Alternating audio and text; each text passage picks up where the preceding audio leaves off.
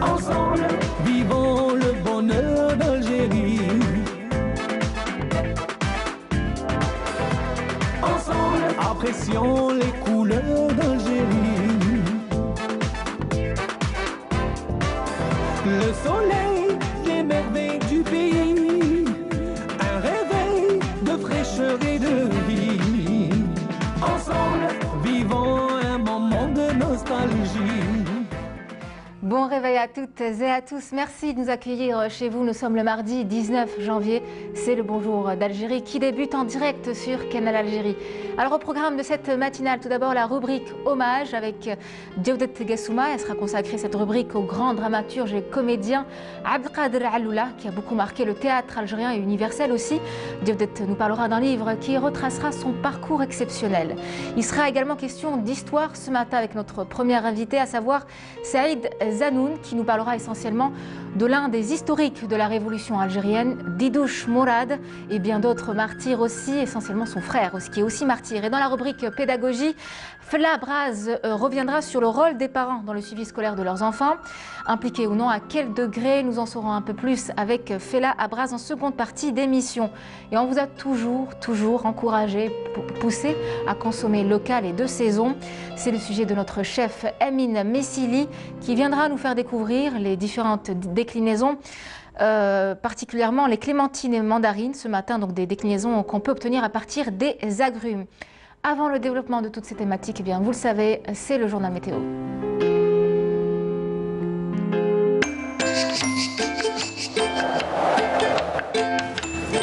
La météo vous est présentée par Mobilis. Mobilis, Aynama Kuntum. La météo, c'est comme tous les mardis avec Emel Haribi. Emel, bonjour. Bonjour Nour. Comment ça va? Très bien, merci. En forme? Oui, ça va. Fraîchement, froidement? Froidement. Dites-nous Puis tout. frais le matin. Très bien, dites-nous tout. Merci Nour, bonjour et bon réveil. Et bien pour aujourd'hui, on a de la brume en début de matinée sur pratiquement l'ensemble des régions nord. Mais le ciel restera dégagé à partiellement voilé tout au long de la journée. Et à noter de la formation de la gelée par contre sur les hauts plateaux ainsi que vers les Aurès. Donc soyez très prudents si vous êtes en voiture. La moitié sud, toujours rien à signaler. Le soleil va prédominer sur pratiquement l'ensemble des régions sahariennes avec toutefois des sous-lombes de sable au sud du 30e parallèle. Les températures, quant à elles, eh bien, seront plutôt agréables pour la saison, avec toutefois 12 degrés du côté de Batna, 13 à Al-Bayad, Djelfa également Constantine, 14 à Tizi Ouzou, également Tiaret, 16 Oran et Alger, 15 à Annaba, 17 à Tlemcen, 17 également Béchar, Biskra, Gardaya, 19 à Elizi, 20 degrés Tamanrasset, Janet Tindou, 22 à In Salah, et enfin 28 degrés le maximum toujours à Borj, Bedi Mokhtar et Ngzem. La mer aujourd'hui, eh bien, elle sera plutôt calme sur les côtes ouest, mais peu agitée sur les côtes centre, également est du pays. Les vents souffleront entre 10 et 20 km/h sur les côtes ouest et entre 10 et 30 km/h sur les côtes centre et est de secteur sud-est. Eh bien, on va faire un petit voyage cette fois-ci vers l'Afrique du Sud, où le ciel restera nuageux et pluvieux vers Abidjan, Kinshasa, Lusaka, Windhoek. Peu nuageux par contre à Antananarivo, Bangui et Addis Abeba. Le mercure affichera 31 degrés à Abidjan, également à Antananarivo, 23 à Lusaka, 29 à Windhoek, 29 le Cap, 24 à Addis Abeba, 26 à Nairobi, en passant par les 38 degrés le maximum à Bangui. Voilà, je vous retrouve tout à l'heure, juste après le journal télévisé de midi, et d'ici là, très bonne matinée.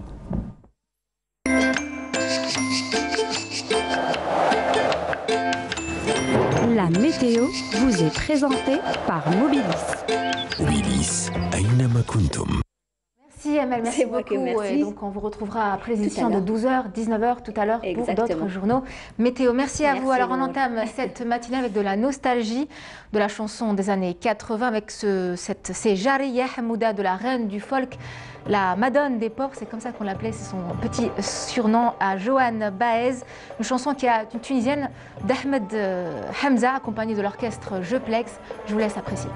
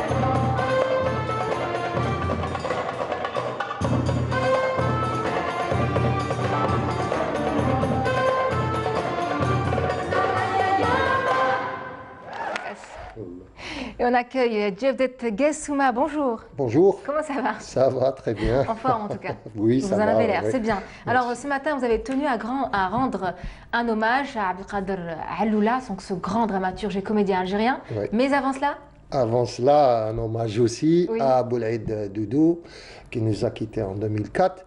Et on commémore 17 ans quand même de sa disparition.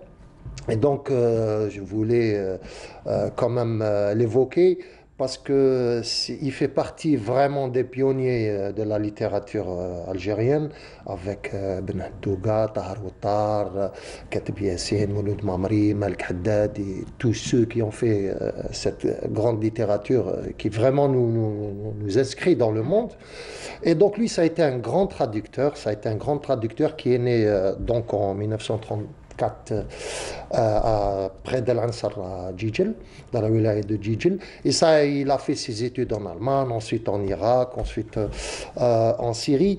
Et il a intégré l'université d'Alger en 1969, où il a enseigné la littérature comparée jusqu'en 2004, date de son décès. Donc, on lui doit de super grandes traductions. Il a traduit d'abord Landor, ou les Métamorphoses, d'Apulée de Mador, donc il a traduit en arabe, c'est quasiment un des premiers romans de l'histoire. Il a aussi traduit des ouvrages de Franz Kafka, Stefan Zweig, de l'allemand. Il est à préciser qu'il a traduit beaucoup de l'allemand vers l'arabe. Et ce qui fait qu'il nous a donné l'accès à nous et au monde arabe, plus généralement, donc accès à des travaux comme ceux de Stefan Zweig, Schnitzler, Kafka et tout ça.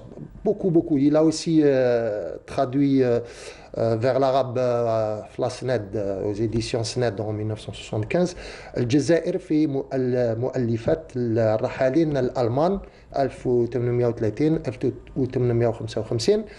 Et donc, vraiment, on lui doit beaucoup et l'hommage devait être rendu. Il y a eu d'ailleurs, depuis quelques jours, il y a quelques jours de ça, un hommage qui lui a été rendu au théâtre régional de Constantine et donc où toute son œuvre a été vraiment un peu revue et voilà, et mise à disposition du public. Il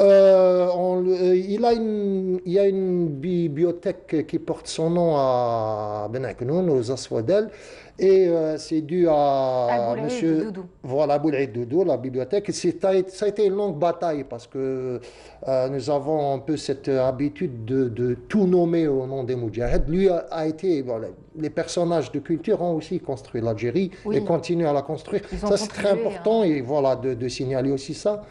Et donc, c'était Ben Ammar Yassine et Boussaïd Hani qui nous voient, je pense, de Sacramento. Donc, on leur rend hommage parce qu'ils se sont battus pour que cette bibliothèque ait le nom de Boulaïd Doudou. Et c'était vraiment la moindre des choses parce que c'est un personnage qui a laissé beaucoup d'œuvres. Il était aussi lui-même écrivain. Et donc voilà, l'hommage était quand même nécessaire et on doit continuer justement à honorer ces gens-là qui ont fait cette belle culture algérienne et qui ont contribué à diffuser dans le monde des pans de la culture universelle. Il y a aussi une relève à la hauteur, on l'espère. Oui, bien sûr, il est à espérer, mais on est optimiste par rapport à ça. Il y a toujours un renouveau quelque part et ça c'est le... Oui. Alors, parlez-nous de Abdelkader Alloula. Oui, donc un ouvrage... C'est à travers une œuvre collective. Voilà, 20 ans déjà, mais ça fait plus de 20 ans évidemment. Lors des 20 ans de la disparition de Abdelkader Alloula, qui est un grand dramaturge algérien, il y a eu un ouvrage qui est paru chez APIC. Et donc en 2014, et qui reste hélas d'actualité, mais dans le bon sens quand même, parce que il y a une présence.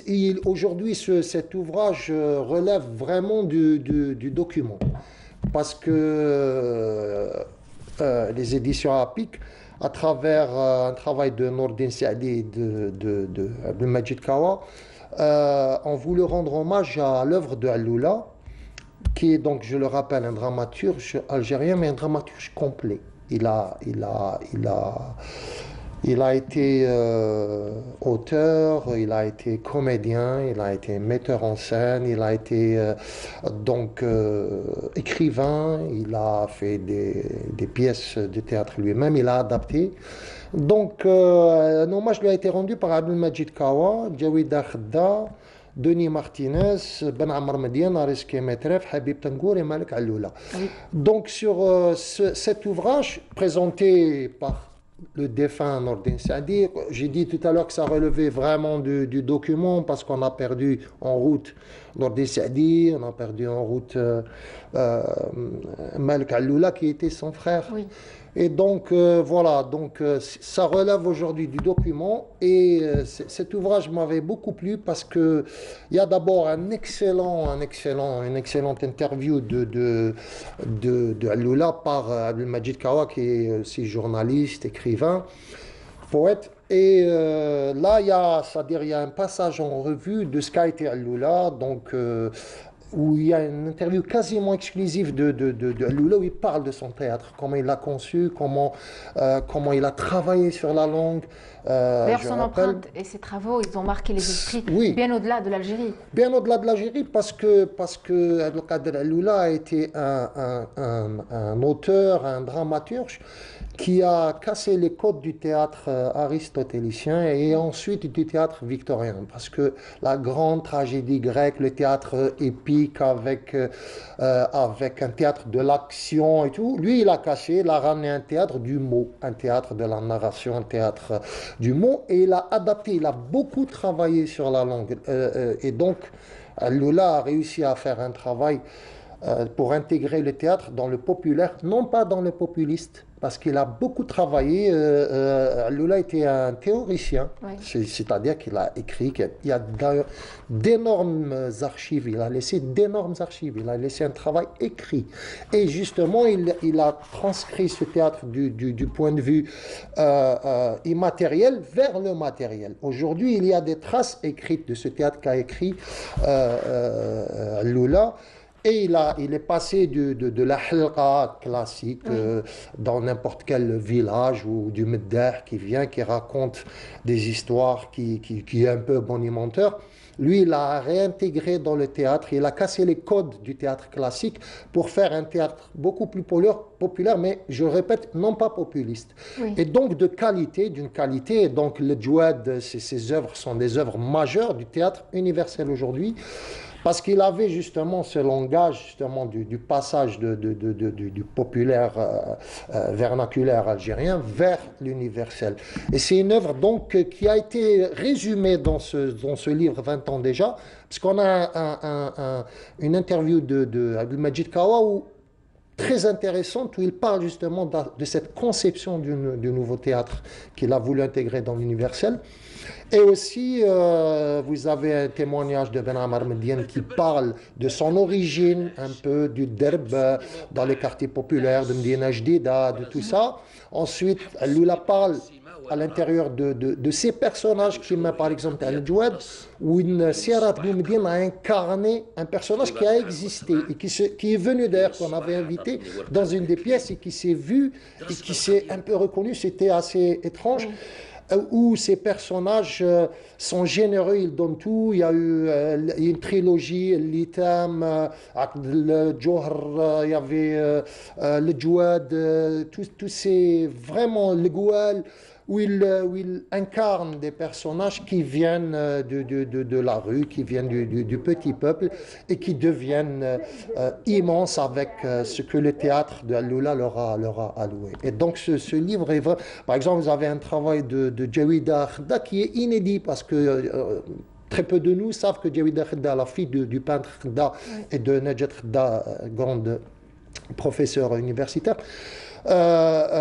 a travaillé sur Alloula. Il y a eu beaucoup de thèses. Elle a fait un travail de thèse sur justement l'œuvre de Alloula. Elle a fait un excellent texte qui montre un peu tout ce parcours vraiment du petit peuple vers le grand théâtre. Exceptionnel, en tout cas. Un parcours exceptionnel et un livre vraiment exceptionnel parce qu'il il traduit bien cette oui, en tout cas, atmosphère. Abdelkader Aloula, il incarne cette période de l'histoire récente de l'Algérie où être un homme de théâtre était aussi un signe de résistance. Oui, d'ailleurs, bien sûr. ce grand Ce qui lui a valu la été vie. victime de barbarie. Il est victime de barbarie. Il est assassiné un jour où il allait faire une conférence.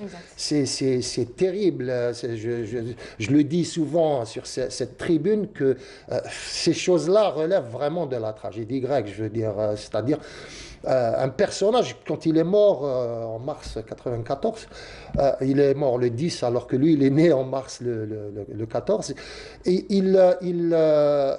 Oran était silencieux, c'est-à-dire que quand ils l'ont tué le jour de son enterrement, Oran était gelé, quoi. Il y avait personne dans les rues, il y avait un grand silence, il y avait une foule immense à son enterrement. Oui, le pays, mais c'est-à-dire sa ville natale, c'est ça. C'était vraiment inouï, extraordinaire cette ferveur dans ça, parce qu'il était vraiment issu de ce peuple. Sa mort si on ose dire ça, elle est absurde. Je veux dire. Elle a été aussi tragique. Voilà. En tout cas, on a du mal à retrouver cette empreinte à la fois complexe et si bien élaborée de Abdelkader Aloula sur scène aujourd'hui. Est-ce qu'aujourd'hui, le niveau de formation est à la hauteur ?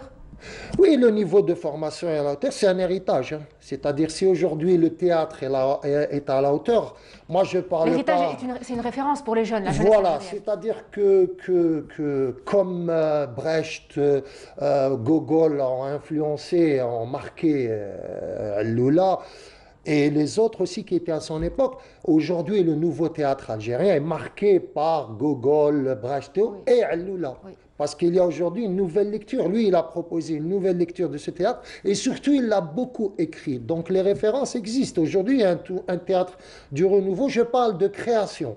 Je parle de création et de production. Il y a un théâtre aujourd'hui, on aime bien payer notre billet et aller au théâtre parce que le forja, voilà, ce que lui disait, le forja, c'est-à-dire on a le plaisir, on a la conscience, on a l'intellectualité dans un moule, dans une œuvre qui est esthétiquement très viable, donc c'est très intéressant. Est-ce que le niveau aujourd'hui est le même qu'à l'époque? Le niveau, on ne peut pas parler, le niveau est différent. Oui. Peut-être qu'il n'est pas le même, mais ça ne veut pas dire qu'il n'y a pas de niveau dans le théâtre. Dans la nouvelle création théâtrale aujourd'hui, il y a beaucoup de niveaux. Il y a beaucoup de travail sur les textes, mais aujourd'hui, je crois que le niveau du théâtre en général algérien, le jeune théâtre aujourd'hui, est un théâtre qui revient, je pense, à l'action, parce que je crois qu'il est aussi lié à l'actualité. Le théâtre est une synthèse de l'actualité, est une synthèse de la vie de tous les jours. Vous le remarquez dans Torchaka, dans toutes ces nouvelles œuvres qui existent, qui sont de qualité. Et je pense que la qualité est aussi sur la scénographie. Il y a un soin apporté aux mots, à l'action. Et je pense qu'aujourd'hui, il y a aussi un sens de l'esthétique qui est poussé. On a de la chorégraphie qui est beaucoup plus poussée. On a des choses là sur GPS qui a été joué il y a près d'une année au TNA. Il y a beaucoup de travail sur la scénographie. Il y a Yahya Abdelmalek qui est un excellent scénographe aujourd'hui, ou Zaboubi. Il y a des noms. Aujourd'hui, on a beaucoup de travail sur l'esthétique, sur le visuel. C'est peut-être le niveau est différent. Je ne pourrais pas dire, on ne pourrait pas comparer. Mais il y a quand même des choses qui émergent et tant mieux. D'accord, tant mieux. Et aujourd'hui, je pense que on a des petites histoires qu'on ne connaît pas sur Abdelkader Aloula. Oui, exactement. Il y a aussi des choses. Moi, je l'ai un peu côtoyé. J'ai côtoyé Serat Boumdine, qui était un homme d'une grandeur phénoménale. J'ai côtoyé dans les journées du théâtre de Constantine, ça fait déjà très longtemps. D'ailleurs, il est mort quelques temps après. Et Serat, quand il joue dans le Djouad, il donne à manger à une girafe sans rien demander en retour. C'est quelque chose de fantastique. Il fait une course effrénée sur place, il court. C'est un exercice physique terrible. Et il déclame son texte. C'est de la folie. C'est de la folie pure. Et Aloula, c'est bon, avec M. Asla de l'école des Beaux-Arts, avec Khedda, avec... Bon, moi, j'ai pas vécu, j'ai pas connu Hadj Ali, mais j'ai eu, si vous voulez, des retombées. Aloula, c'était des blagues toutes les 5 minutes. Ouais. L'anecdote, c'est que on avait l'impression qu'il prenait jamais au sérieux la vie. Il était enjoué. Il y a beaucoup de gens qui l'ont connu d'une manière très sereine. Moi, je pense que je l'ai connu dans un aspect un peu plus intime, un peu plus amical. Alioula, c'était des blagues toutes les 5 minutes. Et après, il vous lance une tirade, il vous lance quelque chose qui vous remet dans la grandiloquence, enfin du texte et tout. Et ben, c'était un intellectuel, c'était un vrai intellectuel, c'est-à-dire qui avait une dimension humaine, mais à qui vous pouviez poser des questions sur n'importe quoi, et il vous répondait. C'est un homme politique très engagé aussi, donc on s'est connus vraiment dans des atmosphères qui étaient dédiées justement aux politiques, à une époque où ça démarrait les années 88, 89, 90, il y avait cet élan du multipartisme, de la nouvelle presse, de toutes ces choses-là, d'une presse indépendante, il y avait tout cet élan d'action, et donc on s'est beaucoup vu dans ce cadre. Et de toute façon, moi, personnellement, une petite, modeste contribution, c'est que vraiment, j'ai connu un homme d'une grandeur formidable, surtout dans cette atmosphère où Khda était là, Mslir Rahmou, Martinez, toutes ces personnes. Il y avait même les journalistes, les grands journalistes qu'on connaît, qui ont fait justement les beaux jours de la presse algérienne, par exemple. Tout ça avec des actions, avec un allant d'espoir qui était vraiment très fort, et donc on a beaucoup échangé. Alors justement, je vous propose de regarder cet extrait de documentaire sur l'œuvre de Alioula, donc de notre collègue Kamel Mayouf, qu'on a récupéré des archives de la télévision algérienne. Je vous laisse regarder, on revient juste après.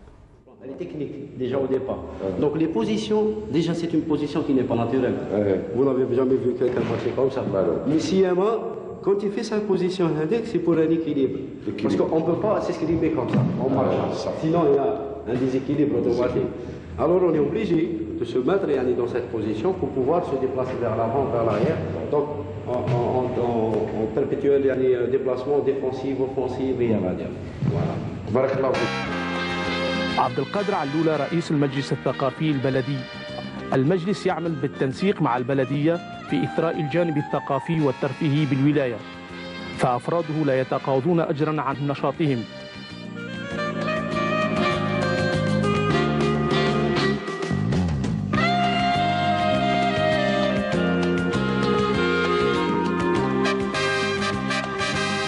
صرح به الطيب صديقي يقول بلي أنا لست حامل لرسالة، الذي يحمل رسالة هو ساعي البريد، فأنا أقوم بالفرجة بإمتاع الآخر. إلى حد ما يوافق سي عبد القادر علولة أو يتعارض مع هذه المقولة. هي ما كانش يعني فرجة كلية، يعني ولا بد من وراء العرض المسرحي كان فرجة أو كان يعني بيان سياسي، ولا بد فيه رصيد إيديولوجي للمبدع، للكاتب، للمخرج، ولا بد فيه يعني ماهيش قضية رسالة، ولكن المتلقي يقدر يكتشف أو يقرأ يعني الرصيد الإيديولوجي اللي ينتمي ليه المبدع. وما كانش مبدع بلا يعني أرضية إيديولوجية بلا بريء، ما كانش. ما قصة الغلة يا عبد القادر علولة والوالدة؟ يعني هي فترة الكتابة تقريبا يعني نستهلك غلاية بزوج في النهار، ويعني قهوة قاطعة، فدائما نحرص يعني على هذا، وعلى الوالدة نقول لها يا ودي طيبي لي قهوة ولكن تكون قاطعة. ف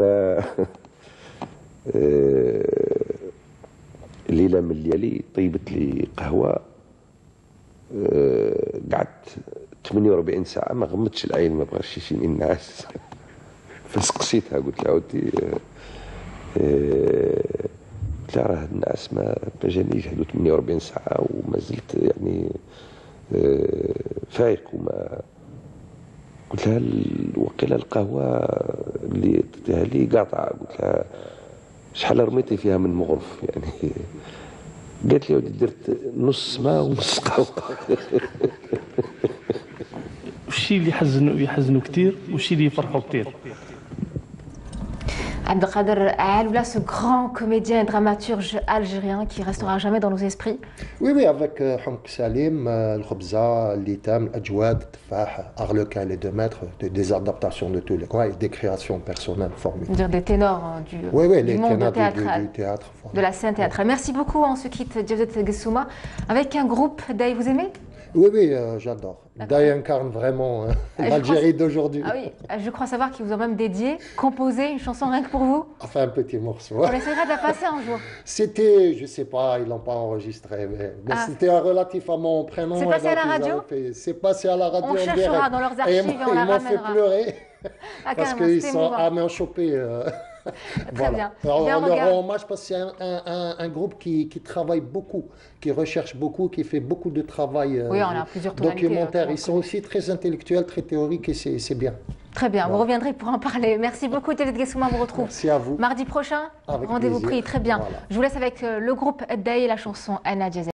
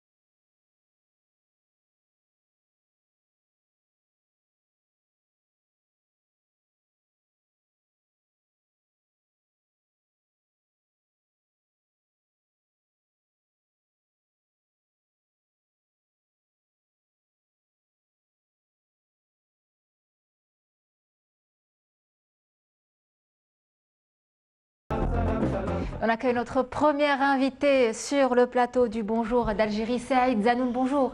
Bonjour. Comment ça va? Ça va. Vous êtes heureux d'être ici? Ça va ici, mais dehors il faut se cacher, il faut mettre un masque, il faut tout ça. Oui, oui c'est vrai. Là, je vous assure que les recommandé studios... pour tout le monde de toute façon.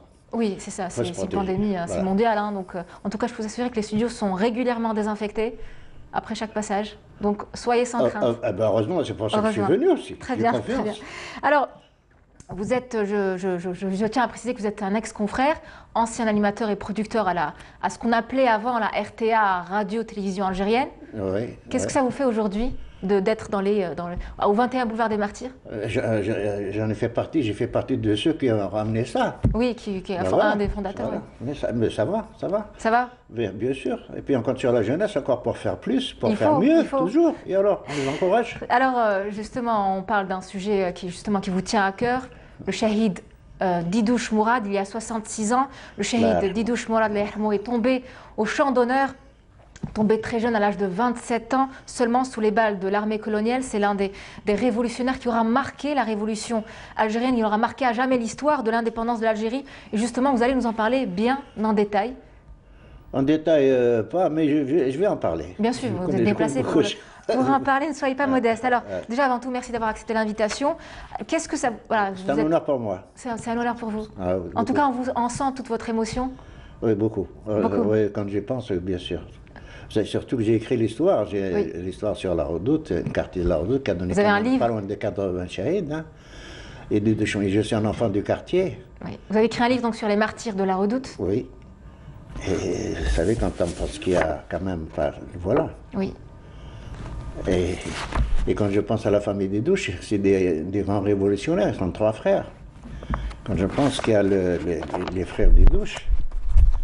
L'un de ses frères est aussi décédé en martyr. Hein. Oui, Hamid. Hamid, oui. Hamid Didouche. Hamid Didouche, voilà. Ouais. Alors il est mort d'une façon atroce, parce qu'il a été arrêté en 59, plusieurs fois d'ailleurs. En 59, il est porté disparu. Je ne sais plus. Il a été pris par les parachutistes, tout ça, et puis il n'y a plus de Hamid. Et à cette époque-là, il y avait, quand il est torturé dans les maisons à la villa Susini, à la villa Mireille, et puis il y a des prisonniers qui disparaissaient comme ça. Il les remettait un parpaing au pied, un hélicoptère, il les jetait à la mer. Ouais. Et alors il y a des femmes, quand elles vont au marché Mussonnier, au marché de la gare, marché Clausel, elles se disent « Non Marinette, t'as acheté les crevettes Bijard ?» Pourquoi? Parce que ces crevettes, c'est des crevettes royales, elles ont mangé de l'Algérien. Ouais. Alors, depuis 59, et on a découvert qu'en 1979, 78-79, on a découvert la véritable mort de Hamid. Pourquoi? Parce qu'il y a le fils d'Abdrahman, Hadj Abdrahman, le Didouche, l'aîné, son 3 frères. Il a été, pour sortir un document à la mairie, il rencontre un vieux là qui faisait la chienne. Quand il a vu pourquoi il est venu, le fils a dit « Qul ya walidi, Didouche Hamid يقول لك Didi Ben Ahmed ou Ben Fatima. » L'autre il dit « Mais c'est mon oncle. » Il était avec moi, prisonnier. Il a raconté son histoire. Il a été torturé à la Corniche. Ensuite, il a été torturé à Larba.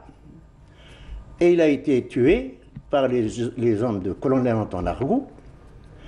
Et encore le vice qu'il avait, le colonel, c'est-à-dire tous les matins, il envoie son wagner chez le maire pour signaler ceux qui sont morts. Et il signale Didouche Hamid, enterré là-bas. Et le fils Mohamed, le fils Hadj Abdrahman, il va là-bas, effectivement, il constate que c'est la vérité.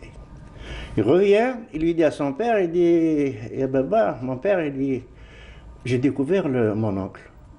Mon oncle, il est mort en telle date, voilà, il est enterré à tel endroit. Il dit, on va le ramener, le rapprocher pour l'enterrer juste à côté de la Redoute, c'est-à-dire le cimetière du Colosse Alamé de Medania. Ouais.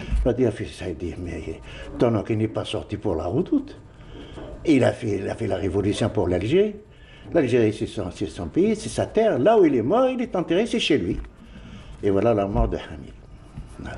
D'ailleurs, il y a un jardin qui porte son nom aujourd'hui dans le quartier de la Redoute, à Al-Mouradia. Hamid Didouche. Hamid Didouche et Mourad Didouche aussi. Oui. Mourad, c'est né en 1927. Et encore, concernant la naissance de Didouche, Mourad, il est né exactement le 13 juillet 1927. C'était un mercredi. Et alors, et le lendemain, c'était, pour signaler la naissance, c'était le 14 juillet, jeudi 14 juillet. Le père n'a pas voulu le signaler, la naissance, le 14 juillet, parce que c'est la fête de la gloire de la France sur l'Allemagne. Oui, donc oui. Donc il a signalé que le vendredi 15 juillet. C'est pour ça qu'on dit, le 15 juillet, pour éviter le fameux 14. Oui. Parce qu'il ne pouvait pas l'enregistrer avant. Voilà, pour dire, c'est le style, c'est des révolutionnaires qui n'aiment pas... Dans l'âme. Oh là là.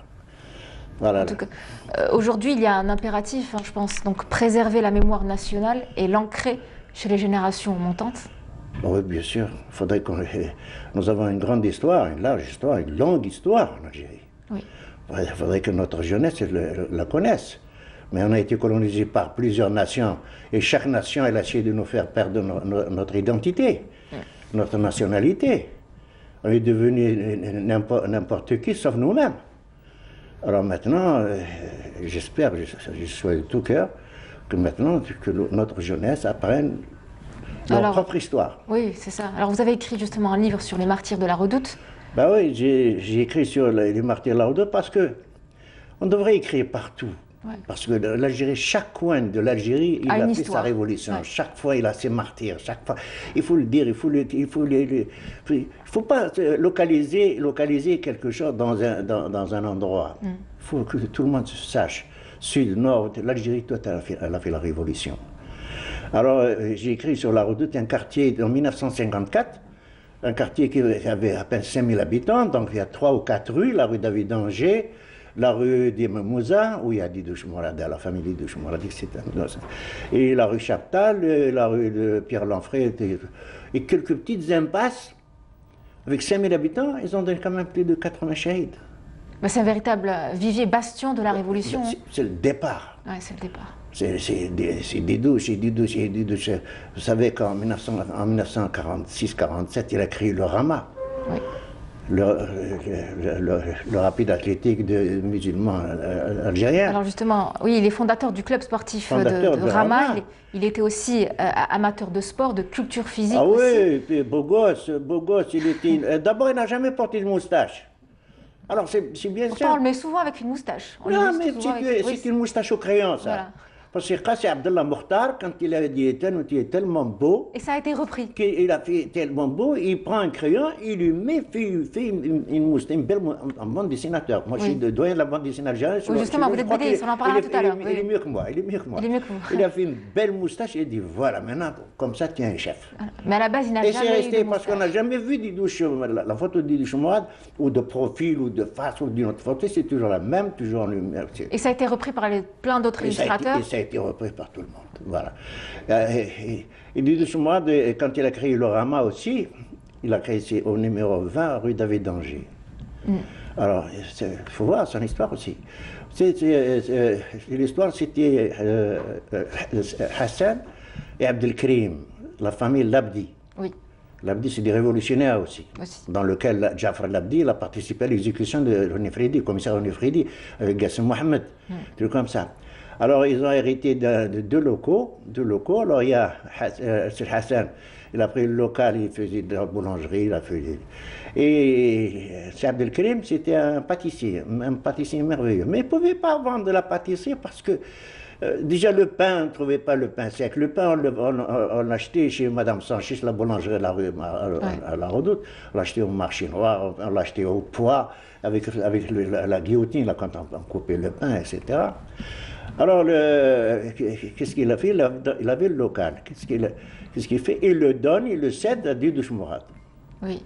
Didouche Mourad, de ce local, il a fait le cercle du Rama. D'accord. Et alors, et tous ces jeunes-là, et dans lequel il prend son bras droit, c'est de Bechérif, et qui dirige les scouts, là, et la plupart des scouts sont devenus des martyrs par la suite. Il a toujours participé à la vie communautaire à travers, justement, le sport. Oui, bien sûr. Bien sûr. Il y avait à cette époque-là, avec le Rama, il y avait le scout du Rama, il y avait une autre association aussi de Notre-Dame d'Afrique. Oui. Le seul algérienne. Tout le reste, ce sont des associations françaises. D'accord. Alors justement, on va voir quelques images de plusieurs martyrs, à savoir de Beh Chérif. On va les avoir juste, voilà. Voilà, comme vous pouvez le voir, plusieurs martyrs. Voilà, Didouche Mourad, son moustache. Oui. Il y a Debeh Chérif, là, c'est Mourad. Oui. Et voilà son frère, Didouche Hamid, aussi, qui est né en 1925. Gassim Mohamed, qui a été guillotiné à côté de Jafar. Oui. Et attention, il faut dire aussi que le Hassan, là, le Gassim, c'est le frère. C'est extraordinaire. Vous savez, je veux vous parler d'une chose. À un moment donné, ils ont mis Chemin des Crêtes. Oui. Là où il habitait le commissaire Onifridi, qui a été exécuté par Gassim Mohamed Abdi Jafar et Ali Mtqar, le dernier, il est mort il n'y a pas longtemps. Alors ils ont mis chemin Gassim Mohamed. Alors sa mère s'appelle Khalti Jouar. Khalti Jouar, qui a participé à la révolution, ainsi que sa fille Fatma. Ils ont fait même préparer des bombes, de l'Mdjiriyat, des machins, un truc comme ça. Alors elle fait ça, elle va à chemin des crêtes, chemin Gassim Mohamed. On voit ici le chemin des crêtes, juste pour le rappeler. Oui, allez-y, continuez. C'est chemin des crêtes, oui. Alors chemin Gassim Mohamed, elle fait ça, les jeunes du quartier là-haut. يا ولاد روح. عاونوني. خالتي الجار واش بيك؟ علاه كيسكيا؟ شكون يا؟ الفيس دي نحاولي بلاكا هذه. قال خالتي الجار علاش؟ هذاك وليدك هذاك الله يرحمه برحمة هذا. قالت له علاش؟ غير هذا لا عطيتي للجزائر انايا. Et il a fallu, c'est pour ça que je vous parle de tout. Et alors, il a fait, quand il y a sa fille, elle téléphone à ma femme. Elle dit voilà, voilà, voilà. Je vais voir quand tu vois elle fait ça, elle me dit voilà, je ne veux pas, moi, parce qu'elle a perdu des enfants. Je suis intervenu avec Zahir Kharfallah, tout ça, la poseuse de bombes automatiques, est intervenu avec son mari, tout ça, et on a réussi à la mettre chemin des frères Gassem. Voilà.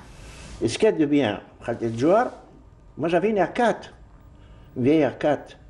Alors ils sont venus la chercher pour aller à l'inauguration, le départ au golf. Alors il y avait toutes les autorités, des trucs comme ça, pour poser la plaque. Alors elle refuse de partir. Le téléphone dit non, je voudrais que Saïd m'accompagne. Alors je vais, alors je l'accompagne avec ma femme, avec sa fille Fatima. Et Khalti George, je la mets dans ma voiture, avec Khalti Yamina, la mère aussi de la Grande Révolution, c'est Alim Tchkhan. Je les amène au golf.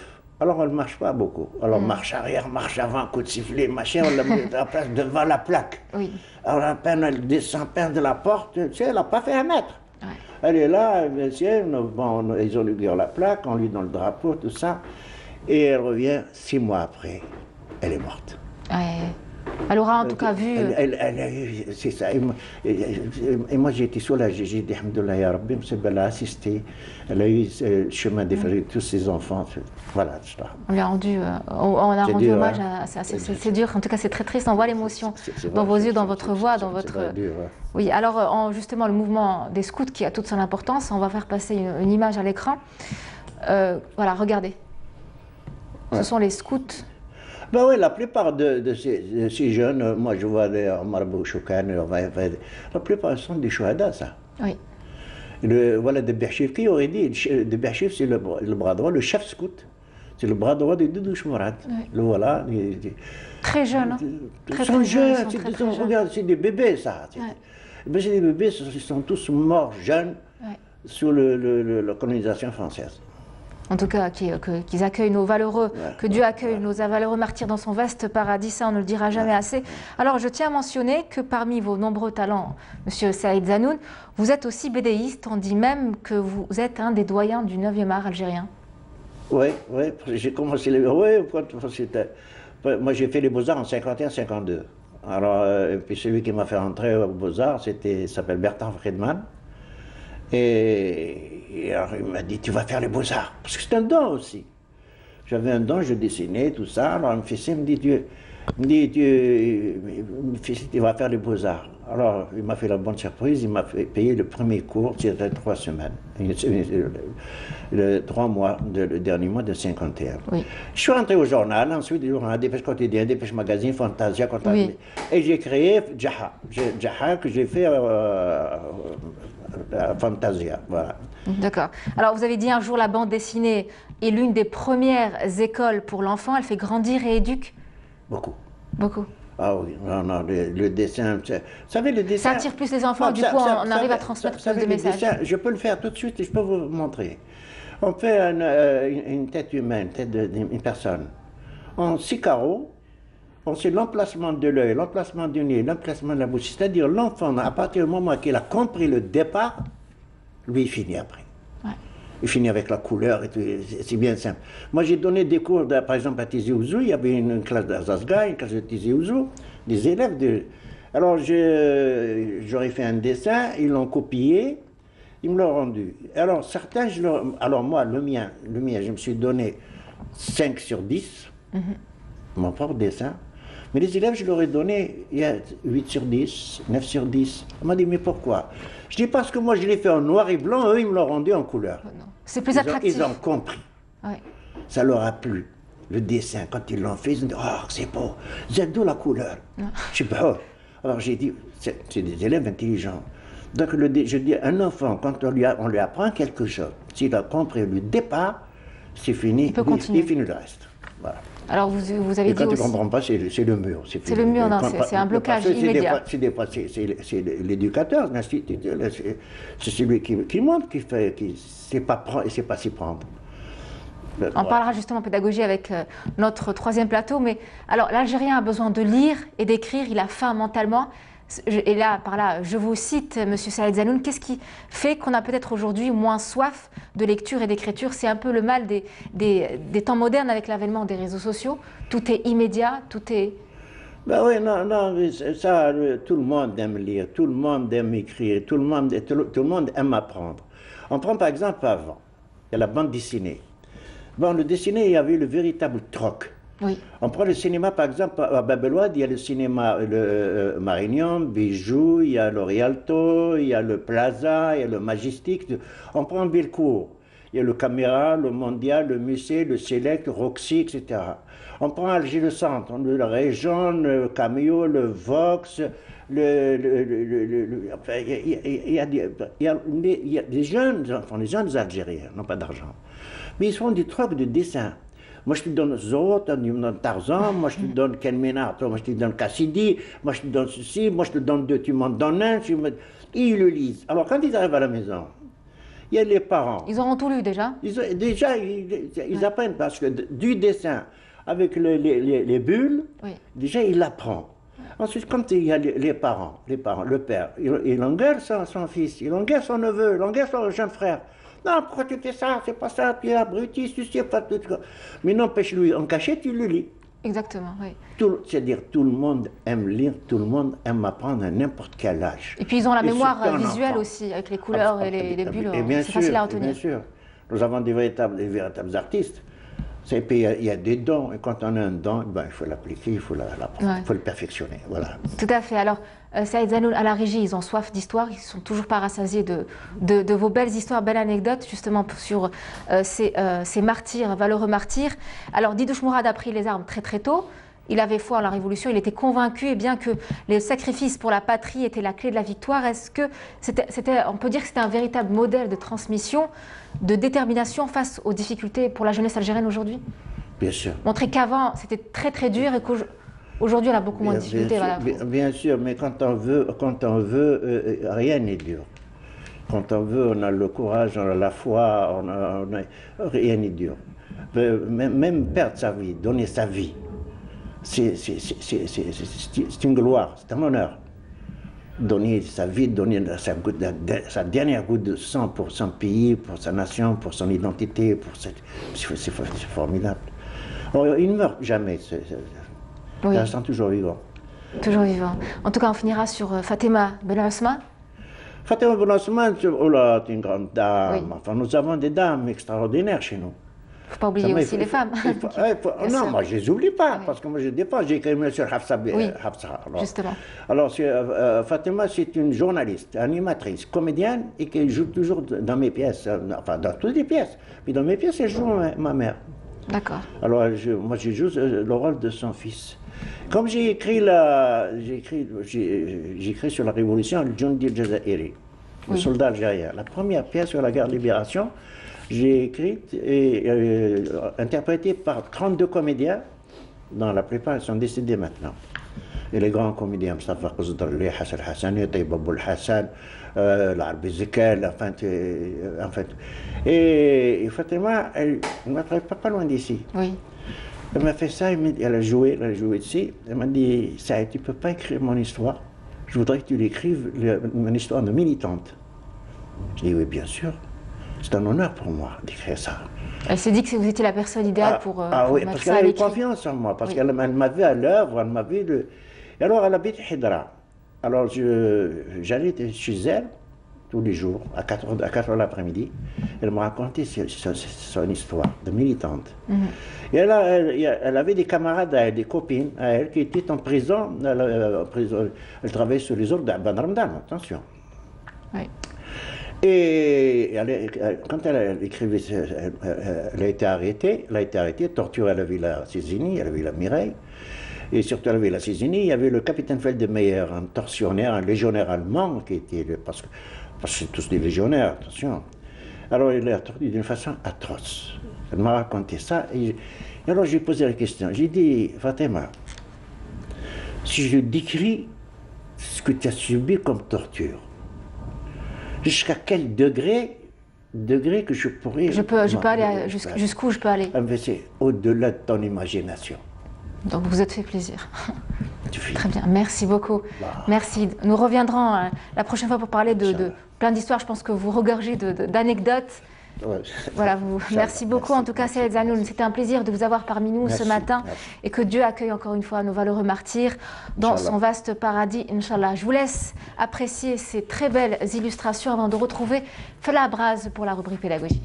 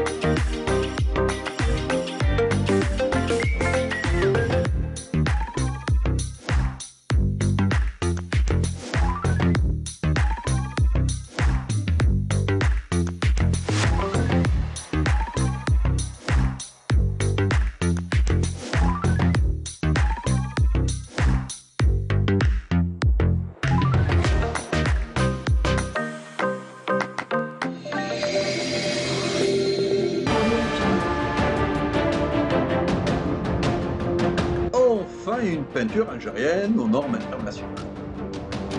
Tous vos besoins en peinture intérieure, peinture métal, préparation de support ou peinture extérieure, choisissez Coral Peinture. Coral Peinture, c'est les mains à faire.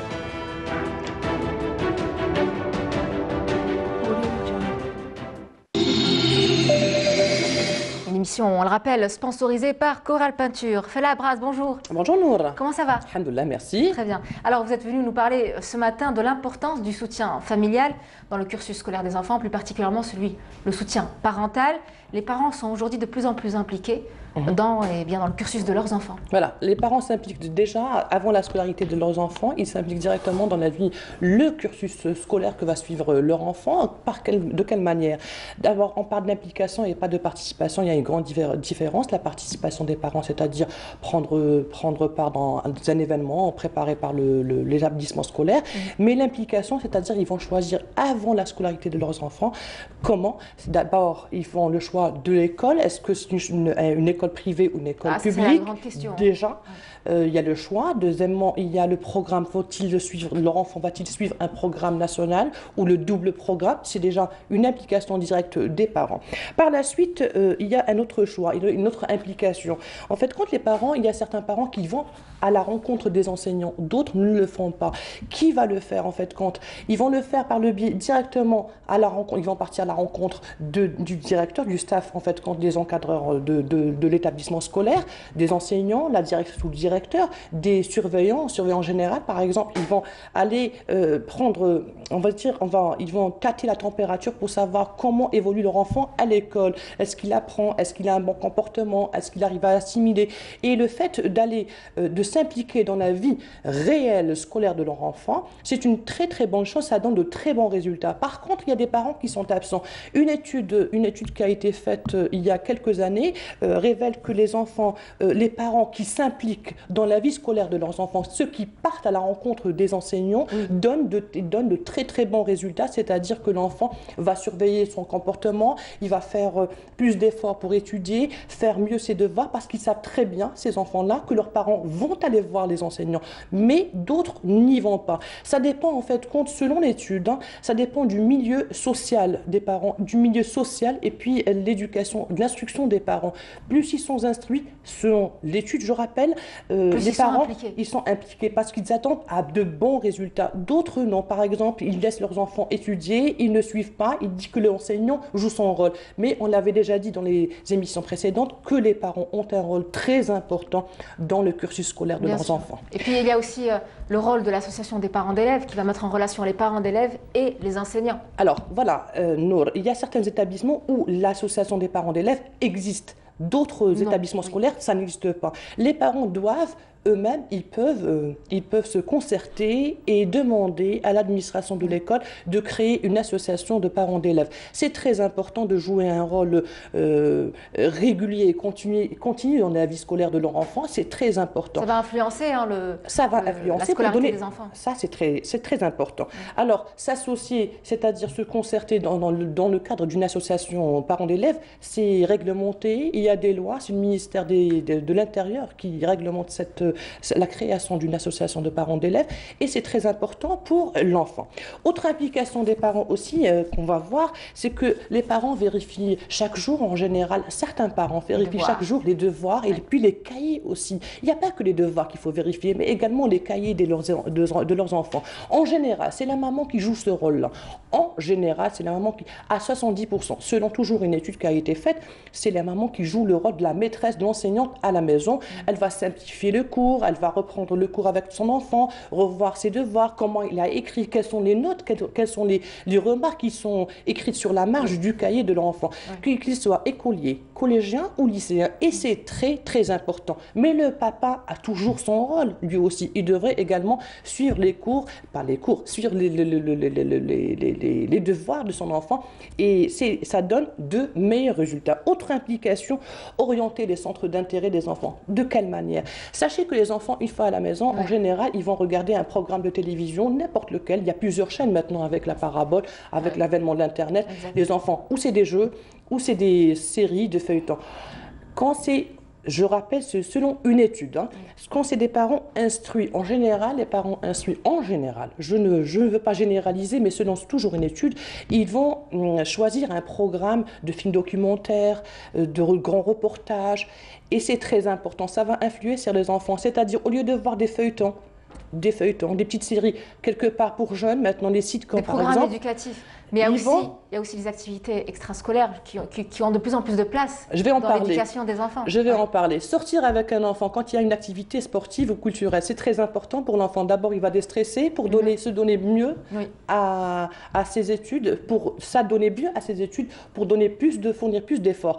Alors, des activités culturelles et sportives, c'est très important parce que chaque enfant, chaque activité culturelle, qu'il part au musée, qu'il fasse du sport, il va apprendre beaucoup de choses. Ça dépend des catégories d'âge aussi. Oui, mais tout s'apprend.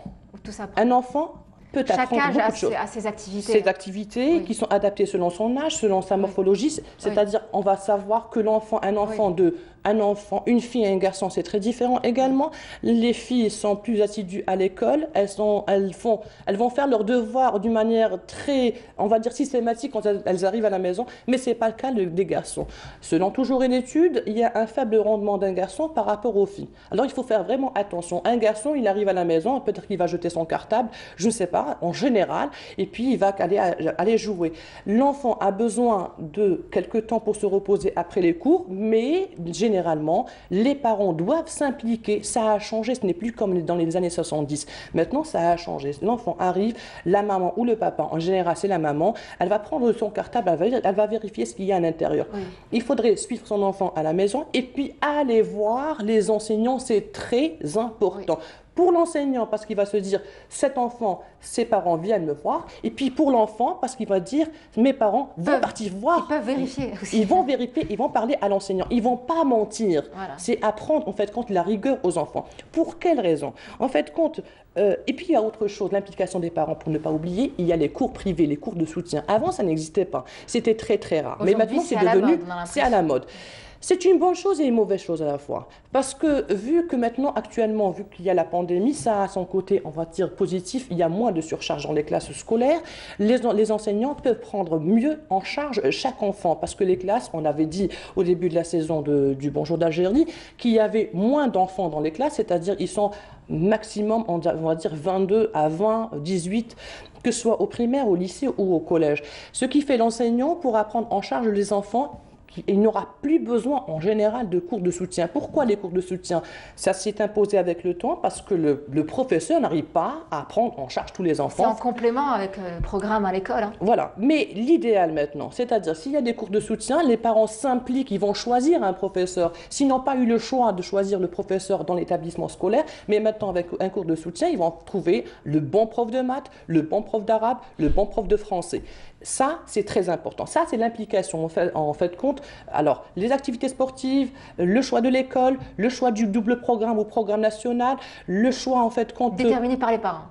Déterminé par les parents. Pour quelle raison? Pour arriver à en fait compte, à un bon résultat, couronné par un diplôme, et puis permettre l'intégrité de l'enfant, son intégration plutôt physique et morale dans la société socio-professionnelle. Un épanouissement aussi, c'est important. Un épanouissement. En fait, quand on verra, selon des études qui ont été faites il n'y a pas très longtemps, récemment, en fait, compte que l'enfant, plus il y a l'implication des parents, plus ça donne de meilleurs résultats.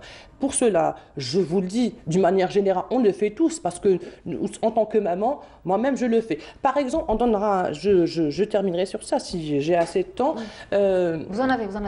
Alors, on va remarquer que les enfants, par exemple, au primaire, ils écrivent, ils réécrivent. Ils ont le livre scolaire. On achète un livre scolaire au début de l'année scolaire. Et puis par la suite, ils arrivent à la maison, ils réécrivent la leçon sur le cahier. Je me suis posé la question, pourquoi réécrire le livre? À la fin de l'année scolaire, ils vont se retrouver avec 2 livres, le livre scolaire acheté et le cahier où toutes les leçons sont reprises. Il y a la mémoire visuelle aussi, en écrivant, ils vont comprendre. Il y a la mémoire auditive, la mémoire visuelle, certes, mais simplement écrire par exemple la conclusion, arriver à réécrire en fait. Et on se retrouve avec des livres, un double livre en fait, contre le livre scolaire et le cahier qui va être un livre en fin d'année de cours.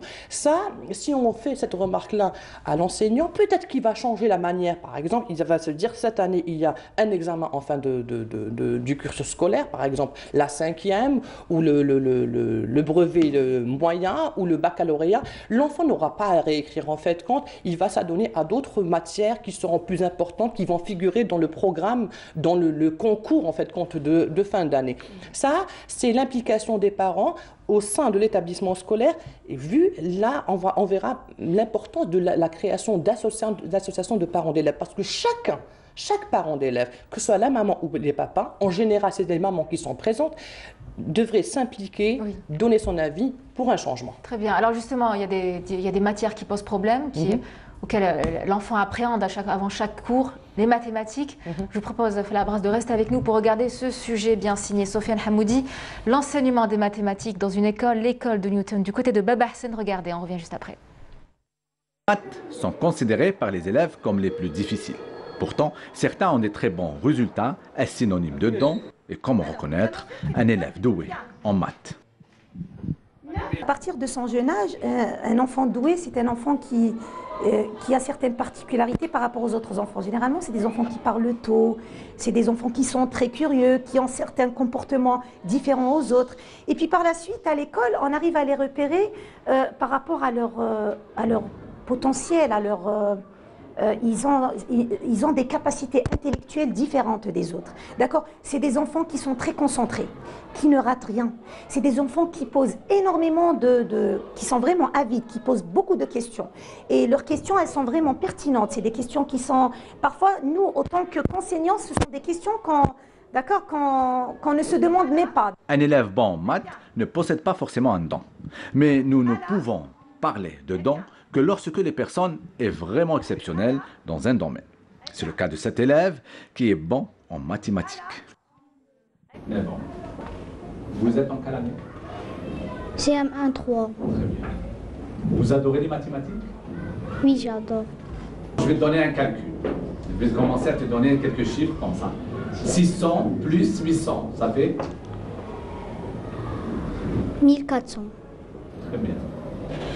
Et on a toujours commencé au primaire et la base est formée au primaire. Donc nous faisons très attention à donner une bonne base aux enfants de manière à ce que quand ils terminent la scolarité, ils ont un excellent niveau, tout comme les élèves de l'école Newton. Voilà. L'attention en cours, les révisions, les exercices sont essentiels pour améliorer ses performances et devenir bon dans cette discipline. Certains prennent peur dès qu'ils rencontrent une équation ou un graphique, mais à force de travail et de pédagogie, tout le monde peut réussir.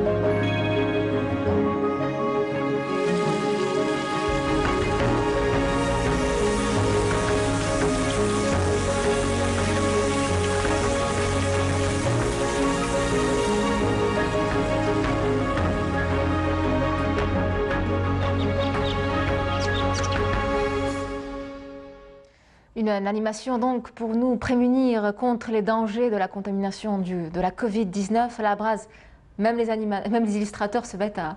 Ah oui, il faut faire, en tout cas, il faudrait rappeler. C'est très important parce que, en fait, quand c'est simplifié comme image, et les enfants comprendront facilement. Il y a des couleurs, il y a des couleurs. En tout cas, c'est des figurines. C'est très important pour un enfant pour qu'il comprenne quels sont les gestes barrières. On n'arrête pas de le répéter et c'est très important de les répéter sans cesse. Comme vient de le signaler notre caméra woman maintenant à la maternelle, il y a des les chants enfants, aussi. Il y a des chants le coronavirus, tu ne nous auras pas, et c'est très important. Covid, tu ne nous auras pas. Il y a des chants tout autour de la ça. chanson, c'est très bien. J'ai la suite, mais j'ai pas envie qu'il pleuve. Ah, ok. Alors on revient justement sur les mathématiques, donc l'enseignement des mathématiques. Les enfants sont généralement réfractaires aux maths. Justement, c'est aux parents de... souvent l'enseignant n'est pas... On avait déjà parlé avec Amal Olmi il y a quelques temps ici. Les mathématiques, ce n'est pas systématique, on ne va pas les connaître comme ça. Les enfants comprennent tout ce qui est concret. Il y a plus de pédagogie à appliquer pour l'apprentissage des mathématiques. Mais simplement, il ne faudrait pas qu'ils aient peur. Je connais certains parents qui disaient que leurs enfants, quand ils ont les cours de maths, quand ils ont les examens de maths, ils commencent à vomir, ils en ont mal, ils ont des diarrhées, ils ont mal. C'est pas de la comédie, mais c'est vraiment du tout. Il faudrait mettre en confiance l'enfant et c'est très important d'impliquer les parents dans le cursus scolaire, dans ce qu'ils apprennent. Et puis les mathématiques, ce n'est pas, en fait, c'est pas un monstre en fait. Il faudrait préparer l'enfant pour qu'il sache que le monde est fait, tout le monde entier est fait de chiffres et de lettres. Alors c'est vrai qu'on nous dit qu'un compas, un jour, une fois qu'on est adulte, on n'utilisera plus de compas, plus de théorème de Pythagore, mais il y a le calcul, il y a beaucoup de métiers justement qui sont dans la gestion, la comptabilité. Tout est fait, tout est à base de lettres et de chiffres. C'est très important dans la vie scolaire d'un enfant qu'on lui dise, qu'on lui simplifie les mathématiques, le calcul, parce que c'est différent. J'avais dit déjà ça. Les calculs, c'est très très simple. Les mathématiques, ça s'apprend en fait quand à un âge plus avancé chez l'enfant, mais maintenant ça s'apprend au primaire, ce qui rend un peu difficile. Un peu difficile. C'est plus les soustractions, les additions en général, comme on vient de parler, la géométrie, c'est un tout. Ça ne devrait pas faire l'enfant croire en ce qu'il voit, le concret. Et le plus important, c'est de schématiser. En fait, quand les facultés cognitives des enfants pourraient être développées grâce à des exercices. En général, ça passe par des exercices à la maison, qui y ait l'appui des parents, le soutien des parents, des enseignants. Et puis, avec plus d'exercices, on retrouve maintenant dans les librairies des fascicules, des livres de mathématiques. C'est simplifié, c'est coloré. Et c'est très important pour un enfant qu'il voit et qu'il arrive à apprendre avec les jetons, les bûchettes qu'on faisait avant. Ça, on peut le faire. Voilà, ça existait, ça existe toujours, ça se vend. On les utilise plus à l'école, je pense, d'une manière générale, mais on peut toujours les acheter et travailler à la maison, ou un boulier, parce que ça existe toujours. Et c'est très important. Et c'est aux parents d'en jouer, de faire aimer cette matière aux enfants, c'est important. D'où le souci, je relève ce point, la communication entre l'enfant et ses parents. C'est important. Quand on parle d'implication des parents dans le cursus scolaire, c'est qu'il faut qu'il y ait une relation entre parents et enseignants, mais le plus important, c'est qu'il y ait une confiance, une communication entre l'enfant et les parents. Pour quelle raison? L'enfant, s'il subit quelque chose à l'école, s'il se sent mal, il faut qu'il en parle d'abord à ses parents. C'est le premier contact. Et pour qu'il en parle, justement, le parent se doit d'instaurer un milieu sain, un milieu sain de confiance. De confiance. Il doit, c'est-à-dire, battre un enfant, parce que ça existe toujours malheureusement, battre un enfant, lui crier dessus, le sous-estimer. Il faut qu'il y ait une estime de soi d'abord, développer cela chez l'enfant, créer la confiance entre parents et l'enfant. Et comme ça, il va faciliter la communication pour parler de l'environnement en général de l'école. Qu'est-ce qui se passe à l'école? Est-ce qu'il communique avec le professeur? Est-ce qu'il y a un problème avec les camarades? Cela va impliquer les parents directement. Avant d'impliquer les parents dans l'établissement scolaire, il faut qu'ils s'impliquent d'abord dans la vie scolaire de leur enfant. On parle d'implication des parents, mais il faut relever aussi qu'il ne faut pas non plus envahir l'enfant. Ça, on le sait. Merci Falabraz, merci d'avoir été avec nous. C'est tous les mardis qu'on apprend en votre compagnie. À la semaine prochaine, j'espère. Inch'Allah. Je crois savoir que vous aussi, vous impliquez de plus en plus dans le cursus scolaire de vos enfants. Vous filez pour... Vous avez un rendez-vous? Oui, avec les professeurs de mes enfants. Voilà, très bien. Très bien, bon courage. En tout cas, j'espère qu'ils ne vont pas se plaindre de vos enfants. Je pense que c'est bien parti. Alhamdoulilah. Très bien, alhamdoulilah. Alors, je vous laisse suivre ce reportage sur la consommation, la production d'agrumes, plus particulièrement celle des mandarines et des clémentines, un sujet signé Leila Benaïcha. Mandarines, clémentines, des agrumes très consommés en cette période hivernale. On les apprécie pour leur goût, leur senteur, mais aussi pour leurs bienfaits sur la santé. Il en existe plusieurs variétés que la plupart des consommateurs ignorent. كان 5 qualités. كان كليمونتين، كان المندارين، كان طنجارينا، كان لاويلكين. غادي في نص لوغو هي اللي مليحه فيهم كامل كليمونتين. طنجارينا اسمها بالعربي اسمها سمسومه، تجي لوغو تاعها مر شويه. كليمونتين نورمال، كاين كليمونتين افيك بيبا كاين سون بيبا. تبدا لا فان اكتوبر تخلص في جانفي، في لا فان جانفي كليمونتين. وموراها تبدا المندارين، لا سيزو تاع المندارين. وقتها تبدا لا سيزو؟ المندارين تاع لا سيزو تاعها هذا البيريود تاعها هذا وين بدات. السماء عندها ديري تشد واحد الاموها. 15 يوم. تبدا في جانفي، في جانفي لو برومي جانفي تبدا الديبي تاعها. لو 15 فيفري لو 25 فيفري تخلص. الفوائد فيتامين سي باينه الفوائد تاعها. اونتي غريب. يدوها الناس يضيفوا بها، يدوها المرضى، يدوها كليمونتين. La mandarine est la maman de la clémentine, puisqu'elle est le fruit d'un croisement entre la mandarine et l'orange douce. Malgré une large production cette année, les prix restent en hausse. Pour connaître les raisons, nous nous sommes déplacés à Htatba, dans les vergers de Mohamed Sahnouni, un agriculteur qui se bat avec ses propres moyens et fait de la filière agrumiculture sa raison de vivre. قطار نتاع ويلكي اللي تشوفيها هكذا. عندي 7 من هي طلامسون، عندي 9 تاع تارديف الصيفيه، يقولوا لها الصيفيه تاع قاوري بصح كبيره. عندها فايت القرن، هذاك شغل اصطاد. هذه الصيفيه تشينا ولا مندارين؟ تشينا. المندارين كاينه من الجيل الفوقاني، لكن بعد نشوفوها. هذه ويلكين من هي طلامسون، من هي الصيفيه تارديف يسموها، تخدم في الصيف. وعندي 2 قطارات تاع كلومنتير احنا نسموها، ثم تسموا كاع مندارين، احنا نسموها كلومنتير. في التسعينات حتى 2000 كنا عندنا فيفري مارس، اخر مارس يقول لك خلصت الغراسه. هذه انا غارسها في فيفري، هذه غارسها في فيفري، الاخرى غارسها في مارس من هي. وهذه الويكند تتزرع في كل وقت؟ تزرع في كل وقت. العام 12 نصيبوها؟ العام 12 سنه نصيبوها. النقله نتاعها دائما كاينه. الانجري راه يدير 12 مليون القطار.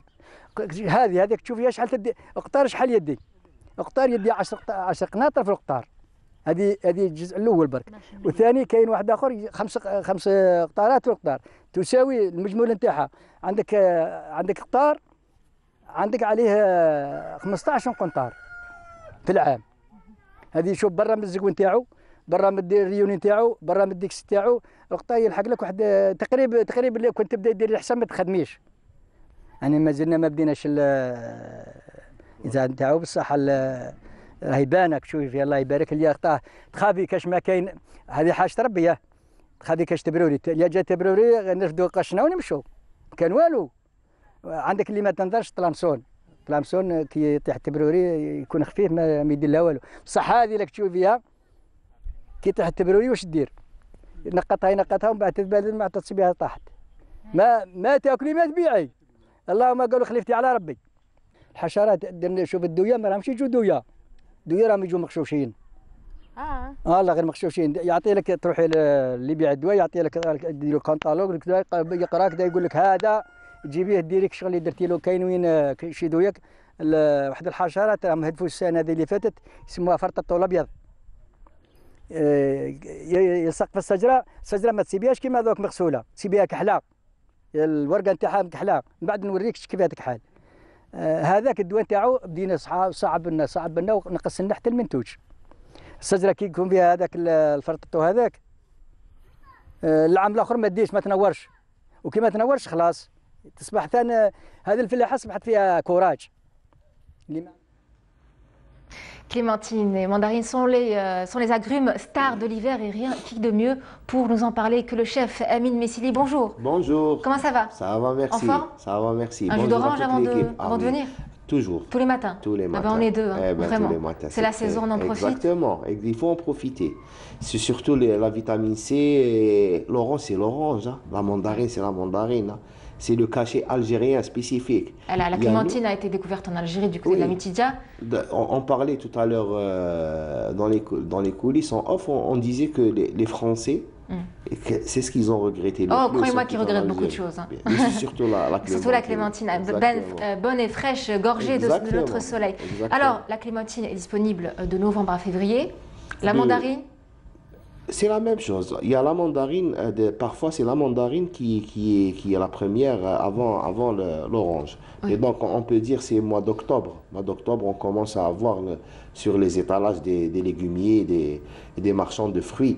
Après, ça va jusqu'au mois de mars, mois d'avril. Il y a beaucoup de qualités, c'est-à-dire selon le mois et selon aussi le temps, le climat. On a la clémentine qui est entre janvier et février. D'accord. Il y a l'arabe, oui. Elle a une couleur très très claire par rapport à la clémentine et même l'odeur elle est différente. Alors juste pour nos téléspectateurs, la différence entre clémentine, mandarine et orange, je pense qu'en tant que chef cuistot et pâtissier aussi, je pense que vous utilisez beaucoup ce fruit-là, cet agrume. Les agrumes, on les utilise beaucoup dans le salé et dans le sucré. Exactement. Et on préfère toujours travailler avec la clémentine parce qu'elle est sans pépins, parce qu'elle est juteuse et elle a beaucoup de saveur. Elle est très forte. Elle vient de l'arbre hybride puisqu'il est stérile, donc c'est d'où le fait qu'elle soit sans pépins. Alors son utilisation est très variée. Jus, tarte, la manger en salade de fruits, la manger directement et surtout essayer de récupérer la peau. Qui est très très importante. On peut faire avec des compotes, on peut faire avec des confitures, des sauces pour des dindes rôties, des dindes farcies plutôt et des poulets rôtis. Pas que ça, quand on fait des tagines. Oui. On fait des tagines, on peut utiliser les agrumes, on peut utiliser le citron, la mandarine, l'orange. Le poisson, la dorade aux agrumes et à la vanille, avec du riz épicé. Bon, on vous donne l'eau à la bouche de bon matin sur Canal Algérie. Il y a aussi les salades d'agrumes à la cannelle, les crumbles aux noisettes. Je sais pas, je vous donne plein d'idées. Moi, je suis très gourmande ce matin. Alors, salade de roquette aux fines herbes. Et à la mandarine aussi, mandarine rôtie aux fruits secs et au romarin. Ça se décline en... Il y a une panoplie de saveurs très large. Et on peut, c'est que quand les agrumes, on peut les associer à beaucoup de produits. Donc c'est sans limite. Oui. Les saveurs, elles sont ouvertes, c'est-à-dire à ciel ouvert, on peut avoir beaucoup de saveurs avec les agrumes. Et les associer dans beaucoup d'autres produits, que ce soit dans le sucré, que ce soit dans le salé, que ce soit dans la confiserie aussi. Donc c'est énorme. Alors aujourd'hui, on aimerait bien avoir, je parle au nom de toute l'équipe du Bonjour, on aimerait bien avoir une recette type à base de mandarine ou de clémentine. Vous avez le choix? C'est très très simple. Moi, je vais aller dans un truc qui est très traditionnel. On parle de cuisine algérienne. Oui. On parle de l'haml halou. Oui. Haml halou avec la clémentine. Rares les gens qui le font. Moi, je le fais même dans les fêtes de mariage. Et je garde toujours la clémentine telle qu'elle est entière. C'est-à-dire entière, elle est dans le plat. Entière. Je choisis toujours les plus fines et les plus petites. Et je les fais avec les pruneaux et les fruits secs. Ça donne une odeur, ça donne exactement. Ça donne une saveur extraordinaire. Extraordinaire, quand je dis extraordinaire, ça donne cette acidité fine. Dans le truc sucré, c'est très apprécié par les gens et elle donne de la saveur et de l'odeur. Et en poisson? En poisson, on peut l'utiliser aussi dans le mérou. Le mérou, moi, je le travaille beaucoup avec les agrumes. Je fais une sauce carrément, je n'assaisonne pas. Je fais un zeste, je cuis mon mérou avec le zeste et je prépare des mandarines directement où je fais à la vapeur juste un petit peu, puis je les fais rôtir ou sauter directement au beurre. Heureusement qu'on n'a rien sur le plateau parce que on y aurait touché. Hein. Il faut qu'on change de rythme, il faut ramener quelque chose quand même. C'est grave de ma part. C'est ce que j'ai envie de vous dire à chaque fois. Il faut le dire, il ne faut pas le laisser. Bien sûr, bien sûr. Ça sera avec un grand plaisir. En tous les cas, à partir de l'émission prochaine, il y aura toujours quelque chose. Voilà, on vous prend au mot en tout cas, Amine Messili. Merci beaucoup. Alors Clémentine et mandarines eh bien, se tiennent bien leur rang en hiver, surtout en hiver, en automne aussi. Oui. Et elles sont les derniers remparts à la morosité de l'hiver. On a oublié un autre agrume qui est de la famille de la mandarine et de l'orange. La sanguine? C'est Chouina. Ah, Chouina, oui. Chouina, c'est la toute petite. Avec confiture de Chouina, c'est très très bon. Avec aussi. Bah ramenez-la nous la semaine prochaine. Il y aura, avec c'est pas encore le temps, mais c'est la saison. C'est la saison, mais c'est la saison. L'excuse. Très bien. Alors c'est quelques rayons de soleil sucrés de bon matin, plein de vitamines donc à consommer. Et des ondes positives. Je suis pas nutritionniste, mais sans modération, ça rentre. Bien sûr, il faut manger sans modération. Voilà, très bien. Merci chef Amine Messili, merci beaucoup. À la semaine prochaine, mardi prochain, avec les mains pleines. Très bien. Nous arrivons au terme de cette émission sponsorisée par Coral Peinture. Merci d'avoir suivi l'émission, de nous avoir été fidèles. On remercie nos invités, sans oublier bien sûr toute l'équipe qui est au plus près de vous, tous où que vous soyez, pour réussir tous les matins un bonjour d'Algérie. Excellente journée à vous avec la suite de le programme sur Canal Algérie. Bonne semaine et à lundi prochain, j'espère. Drove she ducklings to the water every morning just at 9. Hit her foot against a splinter, fell into the foaming brine.